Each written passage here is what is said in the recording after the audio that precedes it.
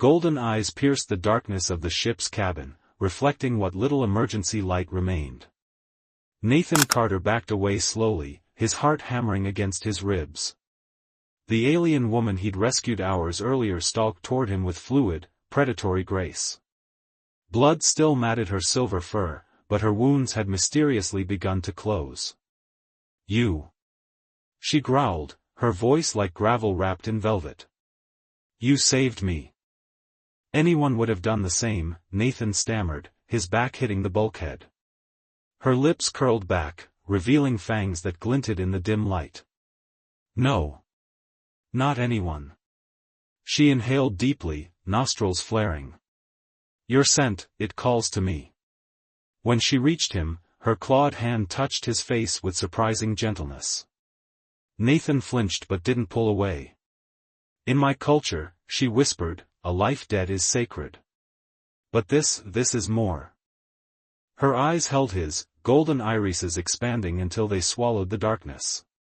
"Mine," she declared, the word echoing through the dead ship like a vow, or a threat. Nathan Carter had always prided himself on surviving by avoiding trouble. 15 years of deep space scavenging had taught him that lesson well. Fly under the radar. Don't get involved. Take what you need and vanish before questions arise. Simple rules that had kept him alive in the lawless frontier systems. Until now. The crash had been spectacular, a navigation malfunction that had sent his ship, the Wanderer, plummeting through the atmosphere of an uncharted forest moon. By some miracle, he'd survived with only minor injuries. His ship hadn't been so lucky. Nathan had been cataloging the damage when he'd heard the whimper. At first, he thought it was just metal cooling, the ship settling into its final resting place among ancient trees that towered like skyscrapers. But the sound came again, organic, pained. Against his better judgment, Nathan followed it. The creature lay half-hidden in dense underbrush, silver fur matted with purple blood. At first glance, she appeared almost canine, but there was something unmistakably humanoid about her form, the way her limbs bent, the proportions of her torso, the intelligence in those golden eyes that watched him warily. Her side had been torn open by something with considerable force. The wound was ghastly, and without treatment, she wouldn't survive the night. "Easy," Nathan said softly, approaching with palms displayed. "I won't hurt you." The creature growled, a rumbling warning that raised the hair on Nathan's arms. Still, he inched closer, noting her weakening state. She tried to slash at him with impressive claws but missed, her strength failing. "You need help," he said simply. Something in his tone must have registered, because she stopped struggling as he fashioned a crude stretcher from his emergency kit. With considerable effort, Nathan managed to drag her back to the Wanderer. Inside the medical bay, Nathan worked quickly, cleaning the wound and applying syntheskin and antibiotics from his dwindling supplies. Throughout the procedure, those golden eyes never left his face, watching with an unsettling intensity. When he finished, Nathan sealed the bay and returned to assessing his ship. The damage was extensive, the main drive was completely shot, communication arrays shattered. Even if he cannibalized non-essential systems, getting off this moon would take weeks of work. Night fell quickly on the forest moon. Nathan heated a ration pack and ate in the dim glow of emergency lighting, trying to formulate a plan. He'd check on his patient in the morning and... A shadow moved in the corridor. Nathan froze, fork halfway to his mouth. The alien woman stood in the doorway, swaying slightly but unmistakably upright. The syntheskin on her side was intact, but the wound beneath had already begun to knit together at an impossible rate. "You," she said, the word emerging rough but clear. "You have a name." Nathan hesitated. "Carter. Nathan Carter." She tilted her head, ears twitching. "Nathan," she repeated, as though tasting the word. "I am Ryla of the VA Karen Shadow Moon Pack." She took a step forward, and Nathan instinctively backed away. "You saved my life," she continued, moving closer with each word. "Do you know what that means to my kind?" Nathan shook his head slowly. Ryla's lips pulled back in what might have been a smile, revealing those impressive fangs. It means everything. Nathan learned quickly that arguing with Ryla was futile. Once she had declared him hers, she shadowed him throughout the ship, watching his repair efforts with curious golden eyes.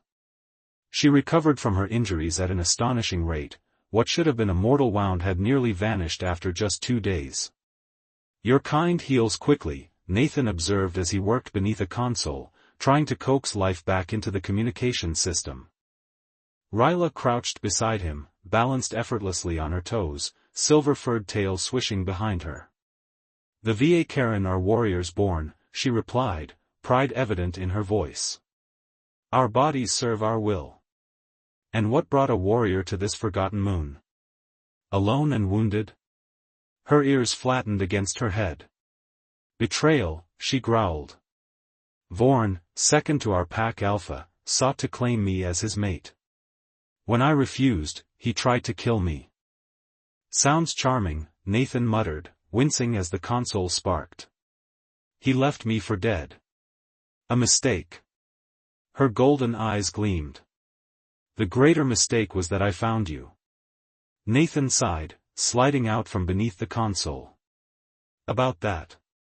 This claiming thing. I'm not interested in being anyone's mate." Ryla tilted her head, confusion wrinkling her brow. "You do not understand. The bond is already formed. It cannot be broken. Look, on my world, people don't just claim each other.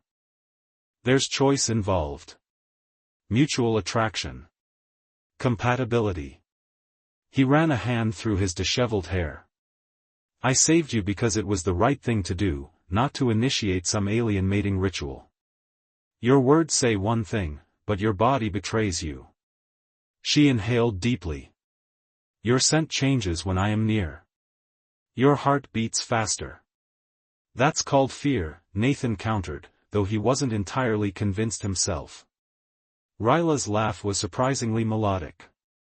"Fear and desire share many qualities, Nathan Carter. In time, you will see the truth of our bond." Over the next few days, a reluctant routine emerged.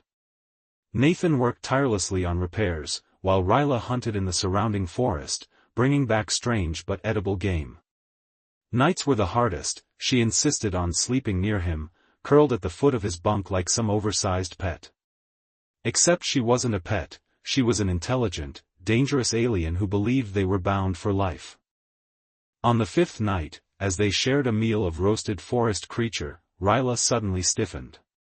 Her ears swiveled toward the ship's hatch, and a low growl rumbled in her chest. "What is it?" Nathan asked. "Va Karen," she whispered, rising in a fluid motion. "My pack has found us." Nathan's blood ran cold. "I thought you said Vorn left you for dead." "He did." Her fangs gleamed in the dim light. "But Va Karen can track their own across star systems. They've come to finish what was started." Before Nathan could respond, a thunderous pounding shook the ship's hull. A voice called out, guttural, demanding, in a language Nathan's translator couldn't parse. Ryla responded, her words sharp and challenging. The exchange continued for several tense minutes until finally, silence fell. "What did they say?" Nathan asked. "Vorn claims I have dishonored our pack by bonding with a human." Her expression was grim. "He demands I renounce you and return to face judgment." "And if you don't? Then he will kill you and take me by force." She turned to face him, her golden eyes fierce. "But I will not let that happen. You are mine to protect now, as I am yours." Nathan felt a headache building. "There has to be another way. Can't we just explain that there's been a misunderstanding? That we're not actually mated?" Ryla shook her head. "To deny the bond would shame us both. In Va Karen culture, such dishonor is punishable by death." She placed a clawed hand on his shoulder. "There is only one path forward." "Let me guess," Nathan said dryly. We fight. No, Nathan Carter. Her lips curled into a predatory smile. We win. Dawn broke over the forest moon in streaks of crimson and gold, as if the sky itself anticipated bloodshed. Nathan checked his salvaged blaster one last time, 3 charges left, barely enough to make a difference against a pack of alien werewolves. Ryla had spent the night teaching him rudimentary VA customs, focusing on the laws of challenge and combat. Nathan had never been much of a fighter, but he was a quick study when his life depended on it. Remember, Ryla said, adjusting crude armor she'd fashioned from ship parts to protect his vital areas, in a formal challenge, Vorn cannot call upon the pack unless I break protocol. And if I accidentally break protocol? Nathan asked. Her golden eyes met his. Then we both die. Fantastic. He holstered the blaster. Remind me why we can't just barricade ourselves in the ship until they leave? VA Karen do not abandon a hunt. Her ears flattened. They would wait seasons if necessary. A howl pierced the morning air, a summons impossible to ignore. Ryla straightened, her silver fur catching the dawn light. Despite everything, Nathan couldn't help but admire her fierce beauty. There was nothing human about her, yet in the days they'd spent together, he'd come to respect her courage and honor. Stay close to me, she said quietly. Speak only when addressed. And Nathan? Her clawed hand caught his. Whatever happens, know that I chose you. Not because you saved me, but because something in your spirit calls to mine. The confession startled him more than any alien howl could. Before he could respond, she led him from the ship into the clearing beyond. 7 VA Karen warriors stood in formation, their fur ranging from midnight black to russet brown. At their center stood Vorn, massive, battle-scarred, with amber eyes that burned with contempt. Ryla stepped forward, speaking in her native tongue. The translator at Nathan's collar struggled with the nuances but conveyed the gist, a formal greeting, acknowledgement of Vorn's status, and a firm declaration of her chosen mate. Vorn's response was predictably hostile. He circled them slowly, his massive form dwarfing Nathan's human frame. When he spoke directly to Nathan, the translator rendered his words with chilling clarity. Human. You know not what you have claimed. Ryla is VA Karen nobility, promised to strengthen our bloodline. You are nothing, a fragile, furless creature who will wither and die while she remains in her prime. Nathan's mouth went dry, but he remembered Ryla's coaching. I claim only what has been freely given, he replied, keeping his voice steady. I honor the VA Karen ways and stand ready to defend what is mine. A ripple of surprise passed through the watching warriors. Clearly, they hadn't expected the human to know the proper response. Vorn snarled, revealing fangs twice the size of Ryla's. Pretty words from a prey species. Let us see if your actions match your bold claims. He turned to Ryla. I invoke the right of contest. Blood will decide this matter. Ryla's posture shifted subtly, tension coiling through her lithe form. As is tradition, I accept on behalf of my mate and myself. What followed was a rapid exchange that the translator couldn't keep pace with. The VA Karen warriors formed a circle around them, marking boundaries with ceremonial blades thrust into the earth. What's happening? Nathan whispered. The challenge has been set, Ryla replied quietly. You and I against Vorn. If we win, our bond will be recognized, and the pack must leave us in peace. And if we lose? Her golden eyes hardened. Then I become Vorn's mate, and you become nothing at all. Vorn stripped off his ornate armor, revealing a body covered in battle scars and ritual markings. Ryla did the same, removing everything except a simple band around her waist. Wait, Nathan said as Vorn dropped into a fighting stance. Now? We fight now? Ryla's answer was lost as Vorn lunged, covering the distance between them with supernatural speed. Nathan barely had time to dodge, feeling claws slice the air where his throat had been a heartbeat earlier. The battle had begun. Nathan had never considered himself a coward, but as Vorn's massive form hurtled toward him again, every instinct screamed to run. Only Ryla's intervention saved him. She intercepted the larger Viekaran with a fluid tackle that sent them both rolling across the clearing. They fought with terrifying grace, silver and black fur blurring together as they exchanged slashing blows too fast for Nathan's eyes to track. Purple blood, both Ryla's and Vorn's, spattered the ground. The watching Viekaran warriors chanted something rhythmic and guttural, their voices rising with each exchange. Nathan's fingers tightened around his blaster, but Ryla's warnings echoed in his mind. Using human weapons outside strict parameters would violate the challenge protocol, dooming them both.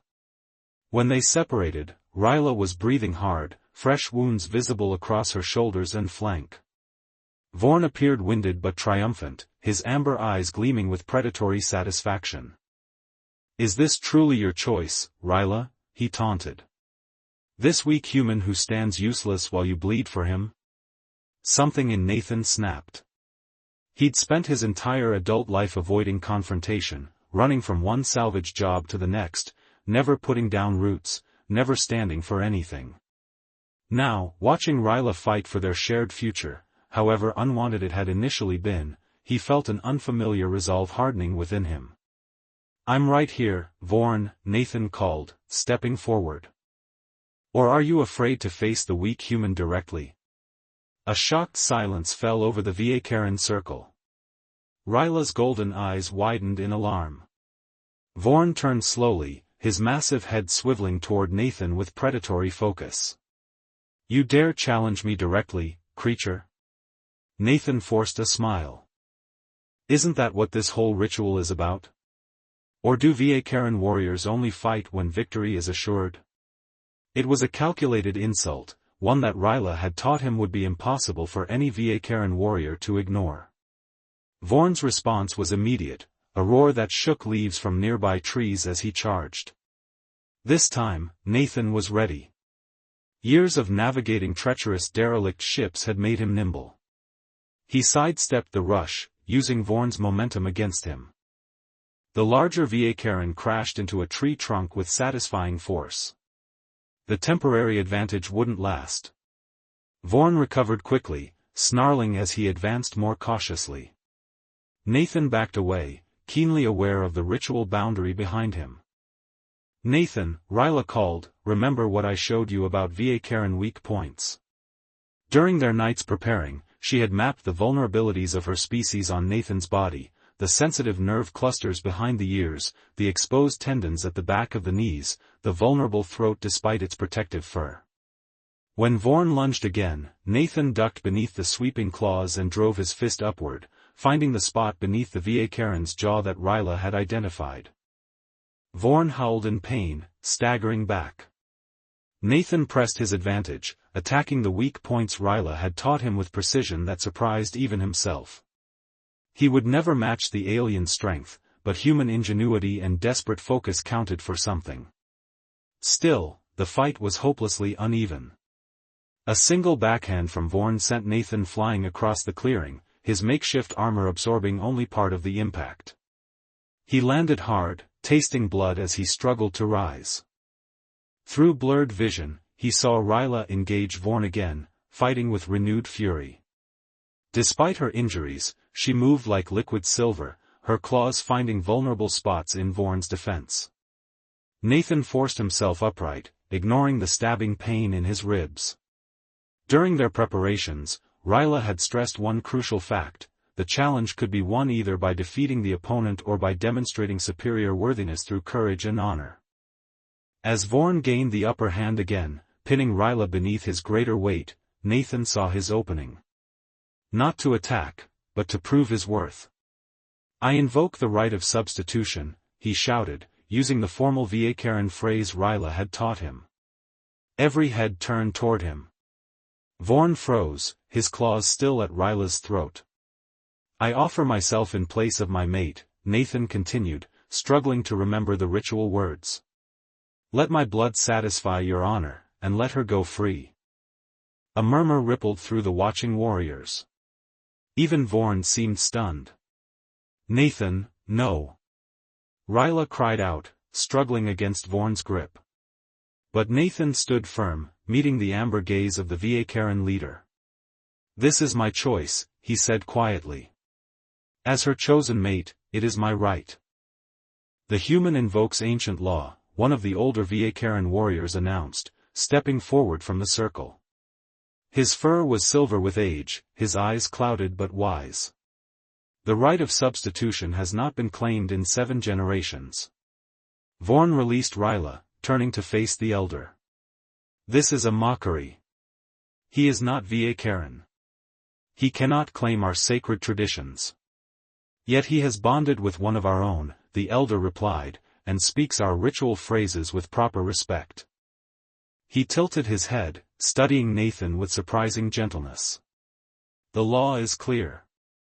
If a mate willingly offers their life in substitution, the challenge must be suspended."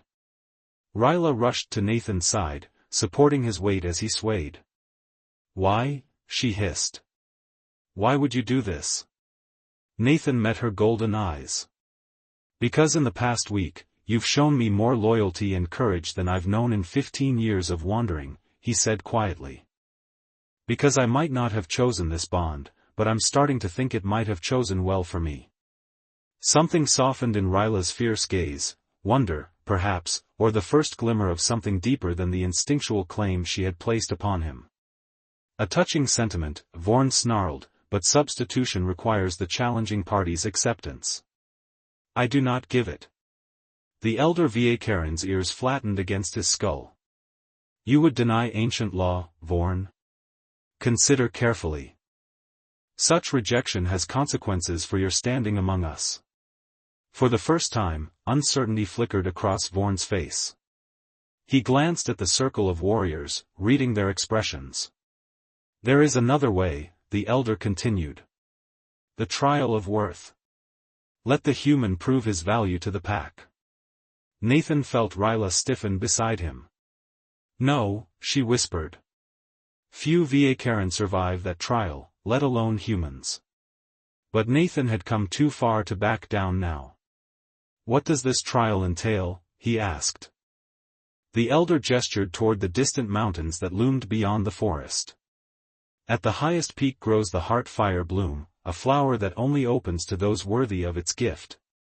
Retrieve it before the 3rd moon rises tonight, and your bond will be sanctified under Viekaran law." Vorn's confidence returned. "Yes," he said, smiling cruelly. "Let the human face the trial of worth. When he fails, as he surely will, Ryla will accept my claim without further challenge." "And if I succeed?" Nathan asked. "Then I and all Viekaran will recognize your bond," Vorn replied, clearly believing the possibility remote. "Your children will be welcomed as pack, regardless of their form." The elder stepped forward, placing gnarled hands on both Nathan and Ryla's shoulders. "The trial is set. It begins now." The journey to the mountain was brutal. Nathan's injuries slowed their progress, and Ryla's protective hovering both irritated and touched him.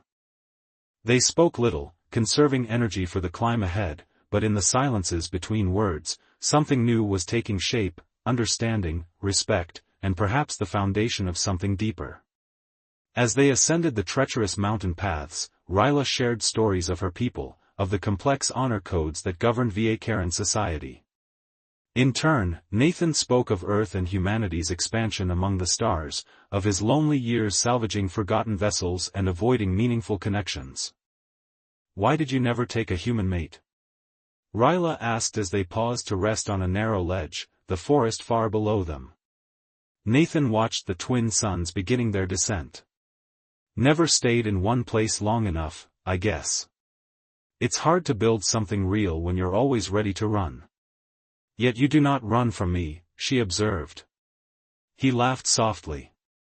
"You didn't exactly give me the option." The summit loomed above them, bathed in dying sunlight. Darkness would fall soon, bringing the rise of the 3rd moon, their deadline. With their remaining strength, they made the final climb. The peak was barren except for a single, crystalline flower that shimmered with internal light, its petals closed tightly. The heart-fire bloom, Ryla whispered reverently. It responds only to truth. Nathan approached cautiously. What truth? The truth of your heart. She stood back, her golden eyes solemn. It will open only if your feelings are genuine. Nathan knelt before the flower, suddenly uncertain. What had begun as an unwanted claim, a cultural misunderstanding, had transformed during their brief time together. Ryla's fierceness, her loyalty, her strange alien beauty had worked their way under his skin. The flower remained closed, its light pulsing gently. I think, Nathan said slowly, I needed someone to claim me. To give me a reason to stop running. He touched the crystal petals gently. I never would have chosen this. But now that it's happened, I find I don't want to be anywhere else. The heart-fire bloom trembled, its petals unfurling to reveal a core of living flame. The light washed over Nathan, warm and affirming, before the flower closed again, now nestled in his palm, detached from the mountain stone. They made it back to the clearing just as the third moon crested the horizon. Vorn's disbelief was evident as Nathan presented the heart-fire bloom, still glowing with inner fire. The elder Viekarin stepped forward, taking the bloom and holding it high. The trial is complete. The human has proven his worth. He turned to Vorn. Honor demands you recognize their bond. Vorn's fury was palpable, but even he would not defy both ancient law and the validation of the heart-fire bloom. With a stiff bow, he conceded defeat.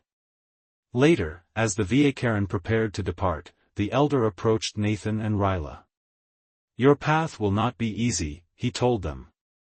You bridge two worlds, two species with different lifespans and traditions.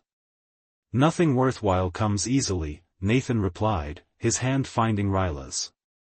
The elder smiled, revealing aged fangs. The bloom chose wisely.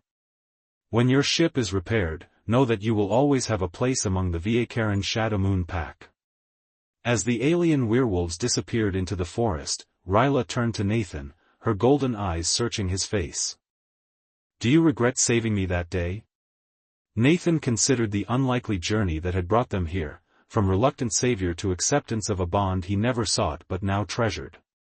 Not for a moment, he answered truthfully. Though next time I crash on a strange moon, maybe I'll check for alien werewolves first. Ryla's laugh echoed through the clearing as she pulled him close, her silver fur soft against his skin. There will be no next time, Nathan Carter. You are mine now, and I am yours.